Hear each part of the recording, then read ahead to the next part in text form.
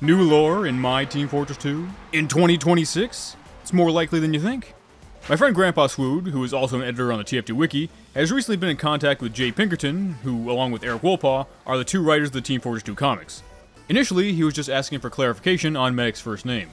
It was never revealed in the comics, but after the release of The Days of Worn Away in 2024, someone had asked Jay, and he said it was Herbert. That's old news though, but it is still relevant, it'll come back later. Anyway, Swood had asked Jay if he could maybe answer a few more questions, and then he asked me if there was anything I wanted to ask him. I wrote down a bunch of questions, and they weren't all included, and we weren't exactly expecting a ton of brand new information or anything like that, but there is some new info that I do think is pretty cool to have. Of course, this information was all given out over email, but this is directly from the mouth, or keyboard, of one of the two people responsible for the game's lore. He is one of the two people who would decide what is or isn't canon. If you want to say it's not really canon because it wasn't in any officially released Team Fortress media, you can argue that all you want. I'm just the messenger here, I'm just telling you what Jay said. And back to Medic's name, in The Naked and the Dead, it was revealed to be Mr. Ludwig. Swood had previously asked if it was Mr. Ludwig and not Dr. Ludwig because he had lost his medical license, and Jay basically said it was a happy accident because they just liked the way Mr. Ludwig sounded. Jay also questioned why they decided to give him a first name as a last name, and then blamed Eric for that. Unless we liked it, in which case it was his idea. When originally asked, they came up with the first name Herbert for Medic as an homage to the main character of the movie Reanimator, where a mad doctor reanimates corpses. But then they had heard that someone in the community had, I guess, thought that Humboldt's pharmacy in Rottenburg had belonged to Medic. Or at least they thought that that would be a better name for Medic. I know the sign, but I don't think I've ever heard anyone say that they thought that was Medic's pharmacy before. But when Jay heard it, he thought it was a better name. And this is what he had to say about it. So I think I'm technically on the record as saying his name is Herbert Ludwig. But if Eric and I had magical retconning powers, and for the sake of this email, let's say we do, I think we'd both agree in 2026 that his official name, after years of debate and consulting the TF community, is Herbert Humboldt. If we wanted to get even more official, it's Herbert Ludwig Humboldt. So that's the official answer until we change our minds in 4 years and think of an even better one. This one is a bit odd because Ludwig is the only name we've seen him be called in any officially released media, but it's a name they seem to basically regret giving him. Like, I feel like you'd have a hard time really retconning his name to Herbert Humboldt in any actual comic or story, even if Ludwig was his middle name. It's something that's a lot easier to do over email. But I guess he could just be one of those people who goes by his middle name, it's not that uncommon. If my first name was Herbert, I probably would too. And then the devil is just being very familiar with him, I guess? I don't know. But this one, even in his own words, is basically just a retcon because I liked a different name more after the fact. Though we did also get some confirmation on another character's name. On the back of the box for the NECA sniper figure, it lists his name as Mick Mundy.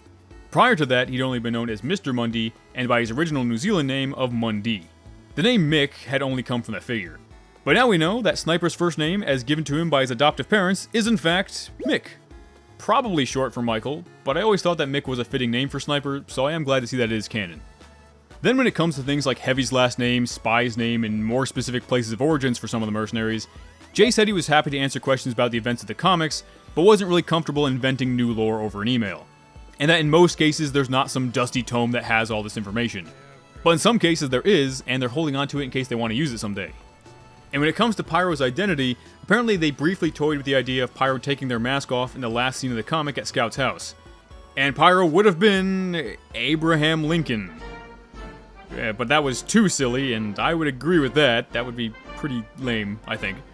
But luckily, according to Jay, the official answer is still a mystery. And I think it's much better off that way.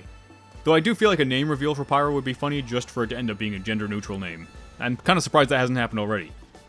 But speaking of Abraham Lincoln, the question was asked whether it was him that invented the rocket jump or Shakespearecles. The original Gunboats page would imply that it was Shakespearecles, and straight up says that Abraham Lincoln was the one who invented stairs. But the silver gunmetal coin says Lincoln invented the rocket jump. So which is it? Jay would be on Team Shakespearecles. And that would make more sense. I mean, why would a Pyro be the one who invented the rocket jump?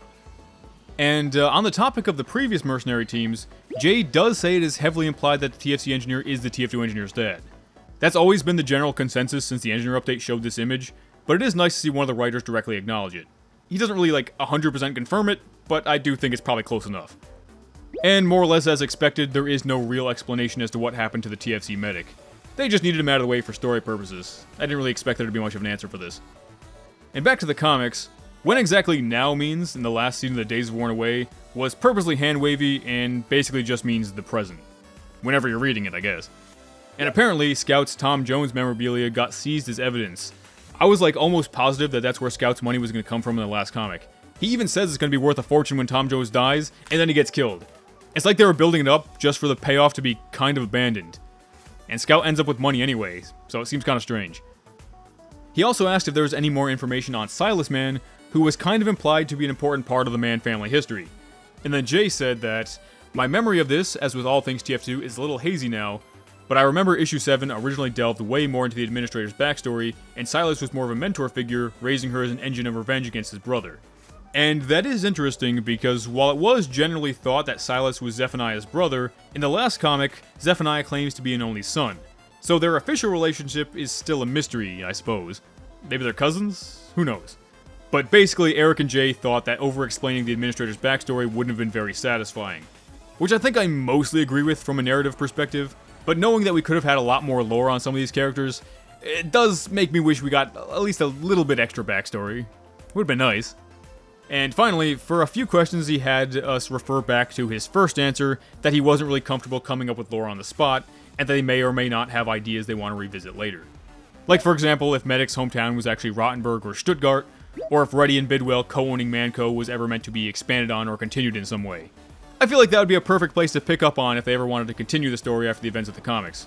You know, like those two fighting over Manco as like almost a continuation of the Gravel War, or something like that.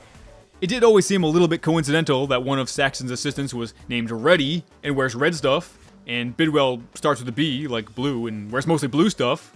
It's coincidence? I think not. But that's about it. I just thought this would be cool to share with you guys. I mean, we don't often get new lore for this game, even if it is just from emails. I didn't think we would get any crazy answers or any new backstories or Pyro's origins or anything like that. But I do think it's cool that Jay was willing to answer some of these questions, and we did get some pretty neat information, I think. And hopefully someday we'll get to see some of their unused ideas make it into a new update or a comic or something. We can always hope. It could happen. Maybe. And yeah, this was just a quick video. Hopefully I'll be able to make another longer video sometime soon. I hope. But either way, thanks for watching this one. A big thanks to my patrons too, of course. And I'll see you next time. Alright.